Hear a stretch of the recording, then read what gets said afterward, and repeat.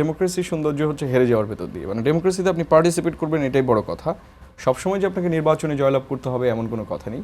নির্বাচনে অনেকগুলো স্ট্রাকচারাল ব্যাপার স্যাপার রয়েছে যে শুধু আপনি দাঁড়ালেই খুব ভালো প্রার্থী হলেই পাশ করবেন এমন কথা নেই।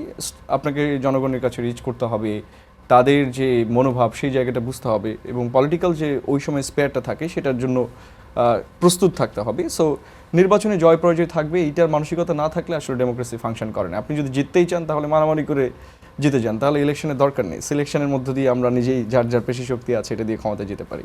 তো সেই জায়গা থেকে আসলে আমাদের প্রত্যেকেরই ইলেকশন মেনে নেওয়ার প্রবণতা থাকতে হবে, এবং এটাও বুঝতে হবে যে আসলে আমরা যখন কারচুপি বলছি আমাদের কাছে সাবস্টেনশিয়াল কোনো এভিডেন্স আছে কিনা। মানে আমি হ্যাঁ, এমনও বাংলাদেশে কারচুপি নির্বাচন অনেক হয়েছে, এটা তো অবিশ্বাস্য ব্যাপার নয়।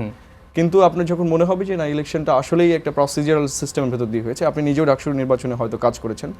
সো আমার কাছে ওই সময় আমার দৃষ্টি থেকে, কারণ আমি তো আর সাংবাদিক নই বা আমি তো গোয়েন্দা সংস্থার লোক নই, সো আমার দৃষ্টি থেকে অ্যাজ এ স্টুডেন্ট আমার মনে হয়েছে যে হ্যাঁ, ইউনিভার্সিটির স্টুডেন্টরা অনেক আনন্দের সাথে ভোট দিয়েছে, এবং তারা যাকে নির্বাচিত করেছে সেটা তাদের একান্ত ব্যক্তিগত ব্যাপার এবং তাদের ভোটিং রাইটস। তো সেই জায়গা থেকে আমি যতটুকু ভোট পেয়েছি I am happy with that.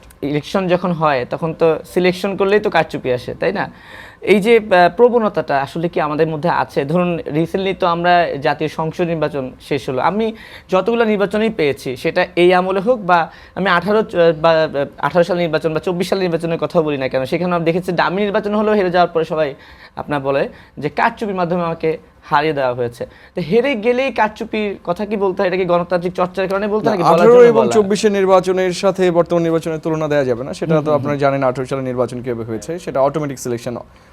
আমার প্রশ্ন হচ্ছে মানে অটোমেটিক সিলেকশনও যারা হেরেছে তারা হচ্ছে কারচুপি। মানে ব্যাপারটা হচ্ছে যে ওইটা অভিনয় করতে হয়েছিল। ধরেন আপনি যদি ইলেকশনের পরে যদি বলেন যে না আমি মেনে নিলাম ইলেকশন, তাও মনে করে লোকজন এই দুইটা মিলে জোট করেছে। হ্যাঁ, মানে বাংলাদেশে আপনি যদি ইলেকশন মেনেও নেন তাহলে বলবে যে আপনি অমুকের বি টিম।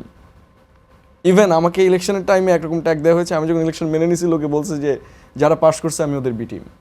আচ্ছা ঠিক আছে, মানে হারলেও দোষ না হারলেও দোষ। আপনাকে অভিনয় করতে হবে। আপনার 18 সাল নির্বাচনের পরে অনেকে অভিনয় করতে হয়েছে যে ভাই না কারচুপি হয়েছে আমি মানি না, নাহলে ইলেকশন খেলাটা হচ্ছে। কেন মেনে নিলেন? আপনাকে বলতে হবে যে আমি মানি নাই, আমি মানি না, হ্যাঁ, তাহলে মনে হবে ইলেকশন হচ্ছে। মানে তারাই, আমি বলেছি এর আগে যে ধরেন আমরা যারা কবিরাজি বিদ্যার একরকম পূজারি, যে কবিরাজি একমাত্র ওষুধ দিবে, তারা অনেকে করোনার টিকা নিতে চায় নাই। তারা টিকা যখন আসছে প্রথমে পোলিওর টিকা, এটাও বিশ্বাস করতো না যে এটা দিলে মানুষ মরে যাবে।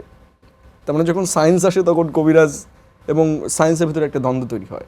তার মানে যে জায়গাতে অ্যাবনর্মাল জিনিসটা নর্মাল হয়ে যায়, মানুষ নর্মাল জিনিসটা নিতে পারে না।